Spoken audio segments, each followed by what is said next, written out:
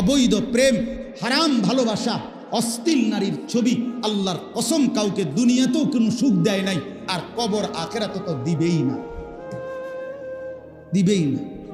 অনেক যুবক ভাই আসছেন, শুধু এই জন্য বলতেছি এই কথাটা, এখান থেকেই আপনারা খেয়াল করছেন, কাবিল তার ভাই হাবিলকে বলছে আমি তোকে মেরেই ফেলবো, মনে আসেনি এ কথাটা? এবং মাইরে ফেলছেও, মারছে কি না বলেন না, এবং মারছেও। তার উদ্দেশ্য কি ছিল? তার কথা ছিল আমি যেই নারীকে পছন্দ করছি আমি এই নারীটাকে চাই, ঠিক কি না বলেন? নারীর আসক্তি, নারীর লোভ, নারীর আকর্ষণ একজন মানুষকে কতটা চূড়ান্ত অধপতনে নিয়ে যায় এটার শ্রেষ্ঠ প্রমাণ এই কাবিল। কেন? এক নম্বরে এই নারীটাকে মানে এই বোনটাকে বিয়ে না করতে, এরে বিয়ে তুমি করবা না, এই নিষেধটা করছে প্রথম আল্লাহ। কে করছে বলেন?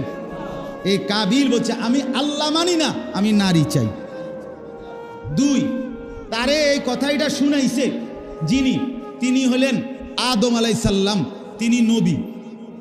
কথা বলেন না, মনি নবী না? তো কাবিল বলছে আমি নবীও মানি না, আমি নারী চাই। কথা বুঝছেন কিনা? তিন নাম্বার, আদম আলাইহিস সালাম তাকে নিষেধ করছে, আদম আলাইহিস সালাম তার বাবাও, বাবা কিনা?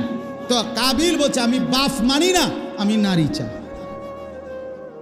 চার নাম্বার, কোরবানি করো, কোরবানি করে যারটা কবুল হবে সে বিয়ে করো, এটা শরীয়ত, এটা কি বিধান, বিধান শরীয়ত। কাবিল বলছে আমি শরীয়তও মানি না, আমি নারী চাই। এই নারীর লোভ তাকে চারটা বড় জঘন্য আচরণ করাইছে। সে বলছে আমি আল্লাহ মানি না, আমি নবী মানি না, আমি মা বাপ মানি না, আমি শরীয়ত মানি না, আমি নারী চাই। এজন্য যত যুবক মনে রাখো বন্ধু, মোবাইলের মাধ্যমে ছবি, নাচ, গান, জিনা, ব্যভিচার, কোনো নারীর সাথে অবৈধ প্রেম, হারাম সম্পর্ক করো তো একদিন এটা তোমারে জাহান্নামের শেষ মাথায় নিয়ে যাবে। তোমারে দুনিয়াতেও কিছু দিবে না, আখিরাতেও কিছু। অবৈধ প্রেম, হারাম ভালোবাসা, অশ্লীল নারীর ছবি, আল্লাহর কসম কাউকে দুনিয়াতেও কোনো সুখ দেয় নাই, আর কবর আখিরাতে তো দিবেই না, দিবেই না।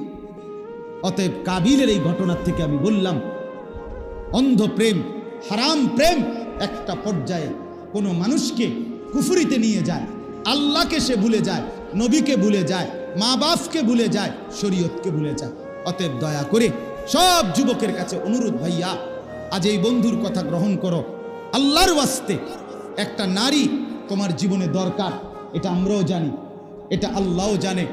যিনি শাহওয়াত দিয়েছেন তিনি এটা দিয়েছেন, তো তিনিই বলছেন প্রত্যেকটা পুরুষের জন্য তার দেহ থেকে আমি তার স্ত্রীকে বানাইছি। তো কোরআনের আয়াত, আল্লাহ বলে সেই স্ত্রী যখন পেয়ে যাবে, লিতাসকুনু ইলাইহা, সেই স্ত্রী যখন মিলবে, আল্লাহ বলেন সেই স্ত্রী পেলে তোমার দিল প্রশান্ত হয়ে যাবে।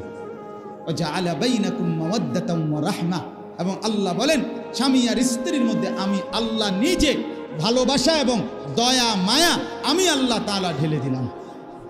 এজন্য আল্লাহ স্ত্রীর মধ্যে আল্লাহ ভালোবাসা দেয়, মায়া দেয়, দয়া দেয় স্বামীর মধ্যে। তুমি যেই নারীকে প্রেম করতেছ আল্লাহ তার মধ্যে কোনো দয়া মায়া দেয় নাই, কারণ হারামের মধ্যে আল্লাহ রহমত করতে পারে না। অতএব এ তোমারে কষ্ট দিবেই দিবে, দিবেই দিবে, তোমার ফাসাদ লাথি দিবে, এতে কোনো সন্দেহ নাই। আমি আনিসুর রহমান বলে গেলাম, প্রয়োজনে লেখে নিও, আমার সিল আছে, সিল দিয়ে দেবো, একদম সিল দিয়ে দেবো সুন্দর, নাহলে এনাম সব সিল দিব। অ্যাডভোকেটে এটাতে কি জানি কয়, আমরা ওই যে লাল এটা লাগান দেয়, নোটারি নোটারি নোটারি করে দিব একদম। আল্লাহ তাআলা আমাদেরকে হেফাজত করেন। অতএব হারাম প্রেমের সাথে সম্পৃক্ত না হওয়া, আল্লাহ তাআলা আমাদেরকে উত্তমভাবে সুন্দর জীবন পরিচালনা করার তৌফিক দান করেন, 5 ওয়াক্ত নামাজ পড়ার তৌফিক দান করেন ইনশাআল্লাহ। এখন বিরতি দিলে সবাই যুবক ভাই মেহেরবানি করে নামাজ পড়বেন কিনা বলো, আজকের এশার নামাজ পড়বেন কিনা হাত তোলেন। আল্লাহ তাআলা সবাইকে তৌফিক দান। কোনো মুসলমানের বাচ্চা যদি হও, তুমি যদি মুসলমান মার ঘরে জন্ম নিয়ে থাকো, তো আমার অনুরোধ তুমি যাইও না, মেহেরবানি করো। হ্যাঁ, মেহেরবানি করে তুমি যাইও না বাপ, আমার অনুরোধ। তুমি, তোমার মা মুসলমান, তোমার বাপ মুসলমান, তুমি তোমার মাকে লজ্জা দিও না, বাপকে লজ্জা দিও না। আল্লাহ তাআলা তৌফিক দান করুন।